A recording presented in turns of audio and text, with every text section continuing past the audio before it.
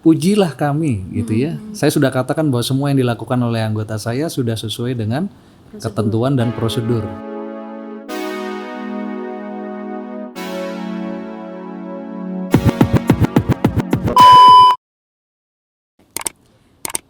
Selamat datang di Pola Podcast Lala. Nah, mungkin kali ini kalian berpikir kenapa ada yang berbeda dalam podcast saya hari ini? Karena hari ini saya berada di ruangan yang sangat spesial bersama tamu yang sangat spesial tentunya.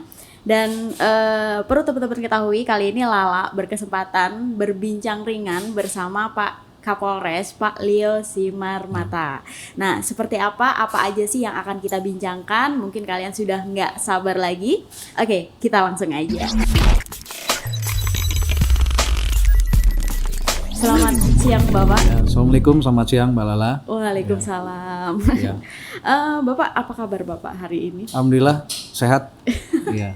Sehat Fit ya. semua. Baru pertama ketemu Bapak, sungguh luar biasa, saya deg-degan Pak. Ya. Sama-sama Mbak. Iya Pak. Jadi maksud dan kedatangan saya ke sini mengkonfirmasi aja terkait banyak kecemasan yang terjadi di masyarakat. Salah satunya seperti program asimilasi yang terakhir diberlakukan oleh pemerintah ya Pak ya.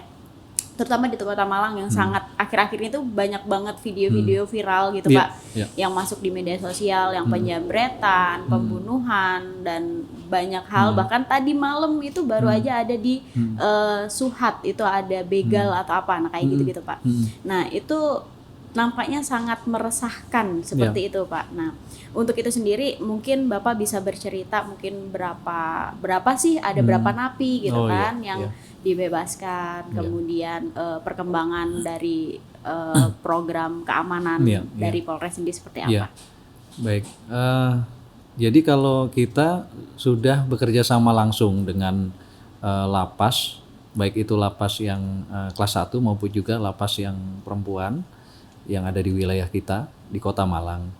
Nah, kita memang minta secara resmi dan kita alhamdulillah juga sudah diberikan datanya. Jadi kurang lebih ada sekitar 185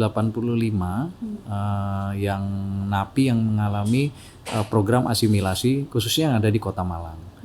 Dalam perjalanannya setelah keluar mungkin memang ada yang memang nakal ya, dalam kata ini memang kondisinya memang mereka melakukan lagi. Data yang ada di kami memang ada 2. Yang pertama adalah kasus curanmor, yang kedua adalah kasus percobaan pencurian dengan pemberatan. Nah, ini kebetulan kita sudah proses. Tapi kalau lihat dari dari persentase itu tidak terlalu besar ya, 2 dari 185. Yang pasti saat ini memang kita mengantisipasi juga beredarnya yang video-video yang tadi. Dalam beberapa kurun waktu 1 minggu terakhir ini, hampir setiap hari, bahkan bisa ada 3-4 video yang diposting seolah-olah itu TKP-nya ada di Kota Malang. Seperti misalnya di Jalan Tidar, Jalan Suhat, semua daerah-daerah yang masuk Kota Malang. Nah, pada kesempatan ini saya bisa klarifikasi, dan itu sudah kita klarifikasi juga lewat Humas bahwa video ini hoax. Lalu kita kasih penjelasan di sana. Ada beberapa video yang berasal dari Thailand, lalu video yang berasal dari Malaysia, ada yang berasal juga dari kota lain yang Jakarta, Tangerang, dan itu bukan TKP-nya sama sekali di Kota Malang. Tetapi apapun yang terjadi, kita tetap lakukan pengecekan dan juga antisipasi terhadap kejadian-kejadian itu setiap malam. Ya, tadi malam juga kita pimpin, makanya kita bisa mengklarifikasi bahwa tadi malam katanya ada kejadian begal di Suhat. Nah, saya tadi malam malah ikut patroli di Suhat. Suhat itu sepi. Kenapa? Karena tadi malam adalah hari pertama kita melaksanakan sholat tarawih, ya, sehingga tidak terlalu banyak malah tadi malam masyarakat yang beraktivitas di luar. Nah, ini bagi masyarakat khususnya yang ada di Kota Malang, kesempatan ini juga kami sampaikan hasil analisa evaluasi terhadap situasi Kamtibmas, kejadian, khususnya kejadian pencurian kendaraan bermotor, curat maupun curas, tidak ada kenaikan yang signifikan. Kami sudah lakukan ANEF, angkanya juga kita sudah punya, dan tidak ada yang mungkin sesuatu yang berbeda ya dari hari-hari yang biasa. Kami minta tetap tenang saja, stay at home, tetap tinggal di rumah, kita antisipasi virus COVID-19, tetapi tetap tidak meninggalkan kewaspadaan. Itu. Kalau boleh tahu Pak, adanya program asimilasi ini kalau dari berita yang sudah beredar kan memang karena dikhawatirkan mereka terserang COVID di dalam. Nah, apakah ada pertimbangan lain selain itu Pak, sampai adanya program asimilasi ini terbentuk gitu? Kalau kami diskusi dengan Kalapas lalu juga ini dari Kejaksaan, ya, memang ini ada kendala pada jumlah tahanan.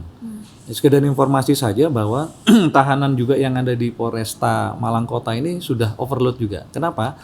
Karena memang dari pihak lapas maupun juga dari pihak kejaksaan kemarin itu belum menerima pelimpahan tahap kedua dari Polresta Malang Kota, sehingga yang harusnya sudah mungkin tanggung jawab daripada jaksa dan juga tanggung jawab daripada lapas itu masih dititipkan sebagian di tempat kami. Tapi nggak ada masalah. Prinsipnya bagi kami penegakan hukum tetap harus dilakukan. Kenapa? Karena kita tidak ingin ada situasi yang ada tidak pidana tidak lalu diungkap. Tetap kita lakukan pengungkapan sehingga ya, jumlah tahanan yang kita lakukan cukup banyak ini. Termasuk yang sebenarnya sudah bukan kewajiban kita, tapi kita tetap masih ada di tempat kita. Gitu. Berarti kondisi lapas yang penuh itu benar-benar bukan hanya di pusat aja ya Pak ya, tapi semua daerah itu mengalami hal yang sama. Ini memang kondisinya overload, Mbak. Saya sudah lihat sendiri kok di lapas kelas 1 itu sama Pak Kalapasnya. Pak Kalapasnya juga, tapi ya Pak Kalapasnya juga baik, itu artinya tidak ngeluh juga dia dengan jumlah yang mungkin sudah bukan lagi 2 kali lipat, itu sudah 3 kali lipat, Mbak. Gitu. Saya sudah lihat sendiri memang kondisinya begitu. Tapi dengan keterbatasan sarana prasarana, rupanya itu tetap bisa dijaga dan diawasi dengan baik oleh petugas-petugas yang ada di sana. Gitu. Jadi memang solusi untuk kepenuhan lapas itu hanya program asimilasi ya Pak ya. Maksudnya apakah tidak lebih baik untuk ditambahkan tahanannya atau dipindahkan tempatnya gitu? Karena kan kalau misalkan kondisi diasimilasi sekarang ini kan kondisi seperti ini, banyak orang juga susah cari pekerjaan ya Pak ya. Apalagi kalau mereka-mereka yang sudah cacat hukum gitu kan, mereka keluar juga malah tambah susah cari pekerjaan gitu. Apa itu tidak malah menjadi kayak awal mula mereka akan melakukan hal yang sama lagi Pak? Kalau kami dari kepolisian, kami kebetulan kan tidak bisa mengomentari bijak yang sudah diambil ya. Ini kan kebijakan yang diambil oleh Departemen Hukum dan HAM dan ditindaklanjuti oleh lembaga pemasyarakatan ataupun Bapas ataupun yang lain ya di tingkat kabupaten dan kota. Namun kami mungkin saran bahwa kita harus memastikan pada saat kita memberikan program asimilasi kepada para narapidana ini, itu memang betul-betul orang yang layak, ya, pantas dan memang bisa dipercaya bahwa dia di luar akan bersikap baik dan tidak mengulangi perbuatan, gitu ya. Itu yang paling penting. Nah, jadi kembali lagi bukan karena dilepaskannya atau di program asimilasinya, karena memang program asimilasi itu juga sebenarnya sudah ada. Program yang sudah dilakukan bertahun-tahun yang lalu juga sudah ada. Hanya mungkin yang perlu kita ini adalah selektivitas, sehingga tidak terjadi nanti yang ternyata sudah dilepas baru berapa hari dia sudah gitu. Kalau programnya sendiri saya rasa bagus, Mbak. Kenapa? Karena itu kan memang bagian daripada reward kepada napi yang sudah melakukan perbuatan-perbuatan baik selama proses dia menjalani hukuman itu. Terus kan juga ada yang ibaratnya saya pernah baca meme nih Pak kan, dari masyarakat merasa sangat gelisah saat napi-napi ini harus keluar, nanti kriminalitas meningkat. Nah, dari napinya sendiri mereka merasa kok saya jadi kambing hitam gitu, padahal saya sudah tobat gitu. Nah itu gimana Pak tanggapan Itu Bapak? betul. Karena kan dari saya katakan tadi, dari 185 misalnya yang melakukan itu hanya 2 orang. Itu karena nilai setitik rusak susu sebelanga. Ya itulah yang terjadi kan gitu. Tidak semua. Saya yakin dan percaya mungkin yang sebagian besar itu semua juga sudah sangat ini, ya mungkin kapok ya, jera, ada efek jeranya. Dia pasti melakukan hal yang baik di masyarakat itu. Nah, kita kan harus positive thinking juga dengan ini. Jadi kita tidak bisa mengeneralisir bahwa itu semua yang mengalami program asimilasi adalah nanti pasti melakukan kejahatan. Kan seolah-olah mau dibuat seperti itu kan. Ada pernyataan pertama, pernyataan kedua bahwa ini saling berkaitan. Gitu. Oke. Nah, dan di tengah pandemi seperti ini kan banyak banget nih Pak masyarakat yang kehilangan pekerjaan, dirumahkan, PHK gitu kan Pak. Dan mulai bermunculan kayak ancaman-ancaman dari masyarakat. Nanti kalau ini kayak gini terus pemerintah tidak ada antisipasi, tidak ada tindakan, maka kami akan melakukan penjarahan, kami akan melakukan kriminalitas dan sebagainya. Nah, itu langkah apa yang sudah dilakukan oleh pihak kepolisian? Betul sekali. Itulah yang nggak boleh. Apapun yang terjadi, tugas dan tanggung jawab kami, Polri dan TNI itu menjaga keamanan, ketertiban masyarakat. Tidak boleh ada pihak-pihak tertentu yang mengancam lalu memastikan bahwa kalau ini dipenuhi, kalau ini tidak ada pekerjaan ini, lalu membuat rusuh, membakar dan segala macamnya. Pada kesempatan ini kami menyampaikan bahwa kalau ada yang nanti melakukan hal demikian, maka kita akan melakukan tindakan tegas dan terukur.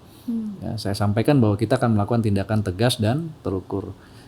Terbukti mungkin beberapa hari yang lalu kita sudah mengamankan ada pelaku vandalisme, ya 3 orang pelaku vandalisme yang coret-coret di tembok rumah orang, di toko, di beberapa pemukiman bahkan ya, yang sepi, ada 33 titik. Ya, masyarakat memang resah dengan tulisan-tulisan itu. Karena mungkin tulisan-tulisan itu bukan sedikit ya, memang memprovokasi masyarakat. Dan masyarakat yang punya rumah, yang punya toko, yang punya rumah ini tadi itu merasa takut ya, merasa khawatir dia. Nah, makanya begitu kita lakukan penangkapan itu adalah salah satu upaya menjawab keresahan masyarakat bahwa tidak boleh ada kelompok-kelompok di khususnya yang ada di Kota Malang yang mengklaim boleh melakukan penjarahan, boleh melakukan kejahatan-kejahatan yang akan merugikan masyarakat yang ada di Kota Malang. Tidak boleh terjadi, Mbak. Itu saya pastikan bahwa kita akan jaga dan tidak perlu khawatir masyarakat. Silakan lakukan aktivitas, silakan lakukan pekerjaan sehari-harinya gitu. Nah, terkait vandalisme itu kan juga lagi terjadi polemik ya Pak, masih pro dan kontra gitu. Dianggap ini kok semena-mena gitu nangkapnya gitu, padahal kan ini hanya ibaratnya kan anak muda yang bersuara gitu. Bukan, itu gimana Mbak, Pak? Bukan anak muda yang bersuara. Ini ada jaringannya. Tapi itu jaringan dengan yang ditangkap kelompok anarko yang ada di Jakarta. Ya, jadi pada kesempatan ini juga perlu meluruskan ya bahwa yang dikatakan tidak sah, tidak segala macam. Pujilah kami gitu ya. Saya sudah katakan bahwa semua yang dilakukan oleh anggota saya sudah sesuai dengan ketentuan dan prosedur. Makanya ujilah kami. Silakan, ada lembaganya kan gitu. Ada lembaga. Jadi nanti kan kelihatan. Betul nggak gitu. Kalau kami kan menyatakan bahwa ini memang satu pidana yang terjadi dan ini menimbulkan ketakutan di tengah-tengah masyarakat. Ya, sekedar informasi saja, memang ada 2 Polda yang menangani, yaitu Polda Metro Jaya dengan Polda Jawa Timur. Tuan Polda Jawa Timur yang menangani adalah Polres Malang Kota. Gitu. Nah iya itu Pak. Karena kan ini kan Sunter ya Pak. Kalau yang di Metro Jaya mungkin kasusnya yang ramai banget, yang tiba-tiba orangnya hilang gitu kan. Nah terus kalau di sini kan seperti itu. Jadi sekarang sudah diluruskan ya bahwa itu semua sudah sesuai prosedur dan memang di situ sudah ada apa ya, indikasi hukum, penyimpangan hukum ya Pak ya. Saya pastikan. Makanya sekali lagi Polri tidak akan melakukan tindakan penegakan hukum, karena penegakan hukum itu adalah ultimum remedium. Itu adalah hal terakhir yang akan kita lakukan. Tapi kalau hal itu memang harus kita kerjakan dan kita lakukan dengan resiko apapun, kita akan kerjakan. Ya, kita tidak lihat siapapun pelakunya, mau dia pelakunya pejabat, mau dia pelakunya juga mungkin anggota TNI Polri, mau dia juga pelakunya mahasiswa, mau dia pelakunya juga aktivis, semua di mata hukum sama Mbak, gitu ya. Jadi kita jangan sampai nanti ada perbedaan dengan itu. Gitu. Boleh nggak Pak dijelaskan singkat aja, kalau misalkan ada orang, namanya orang hari-hari ini kan banyak banget yang asal nyeplos ya Pak, nyinyir terus, dan ternyata omongannya itu tuh mengarah ke provokasi. Nah itu ancaman hukumannya seperti apa Pak? Ya, kalau misalnya nanti menyampaikan sesuatu yang tidak sesuai dengan kenyataan, apalagi juga melakukan satu yaitu tadi hal yang tidak sebenarnya atau fitnah, ya kita akan proses dengan ada yang macam-macam ya, ada di KUHP, ada di Undang-Undang ITE juga ada.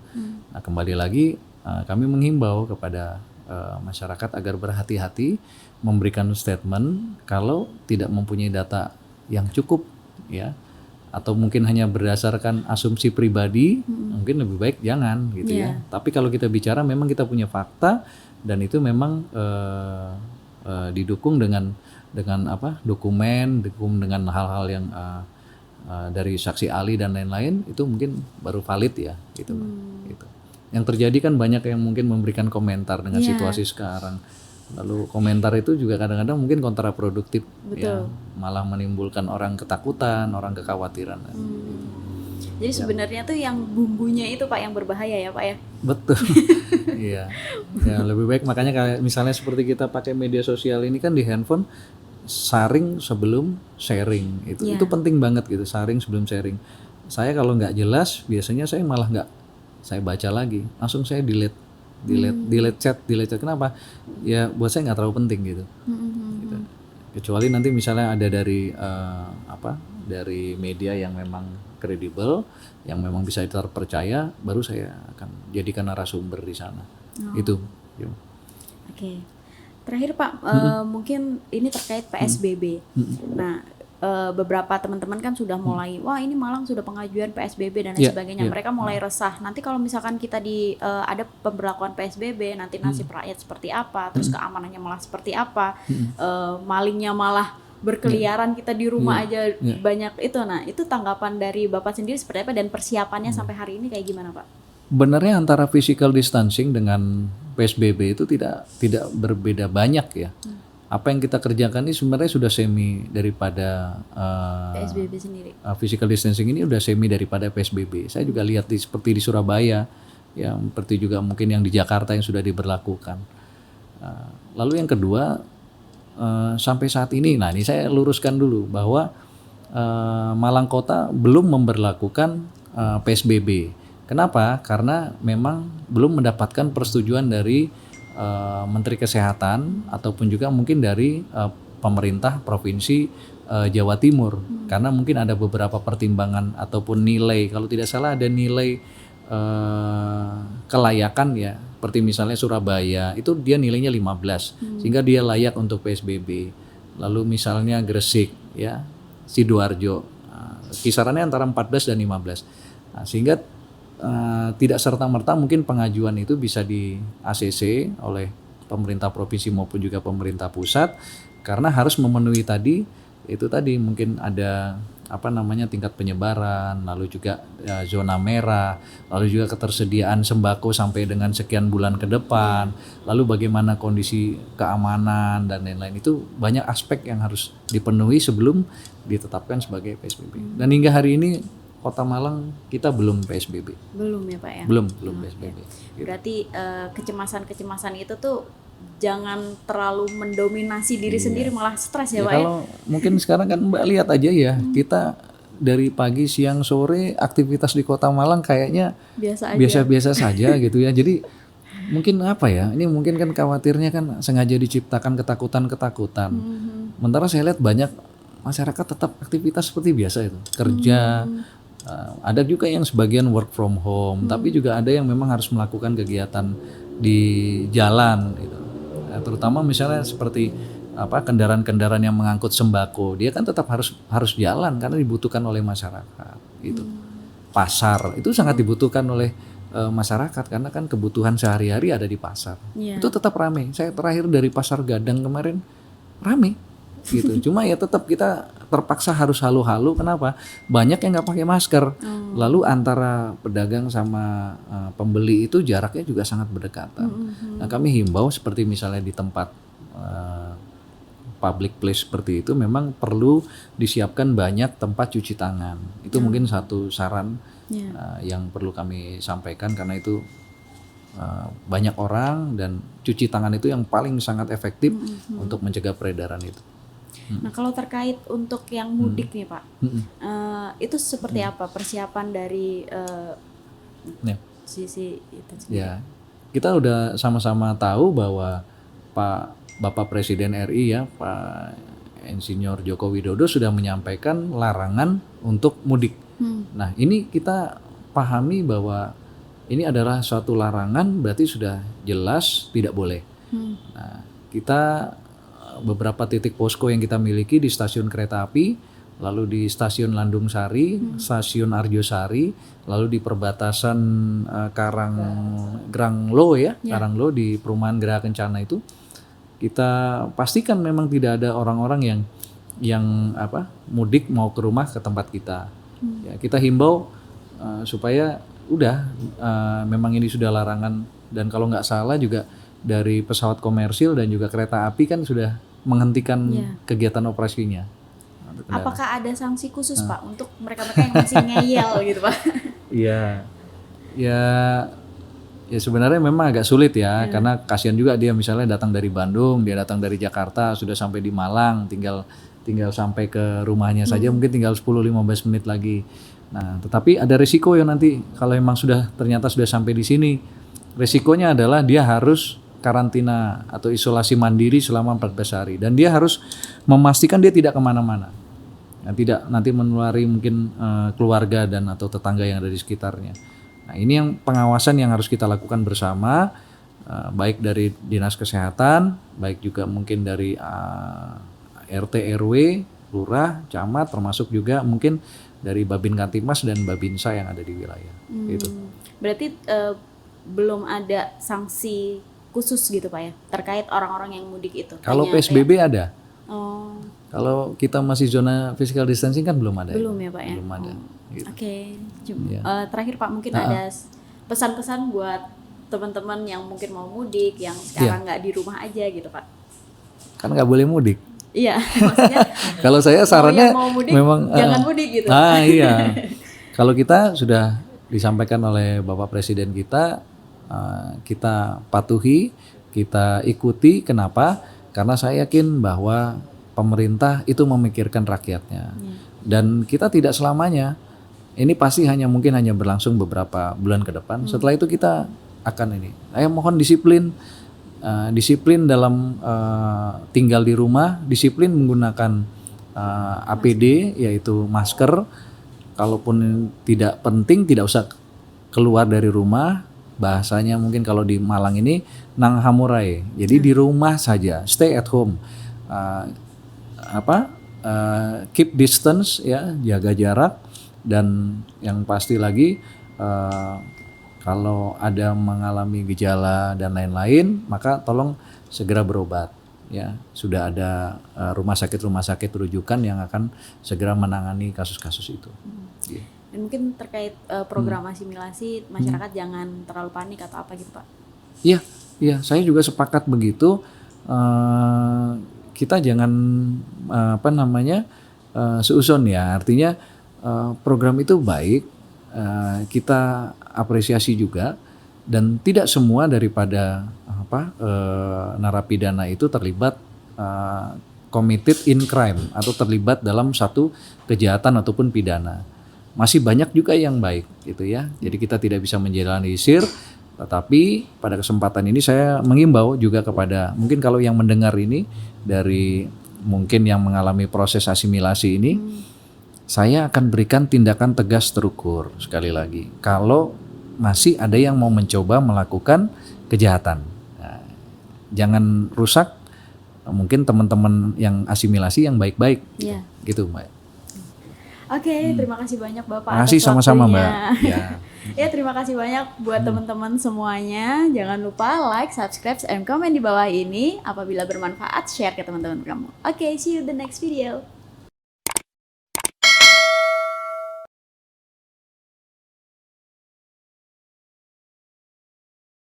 Makanya ujilah kami.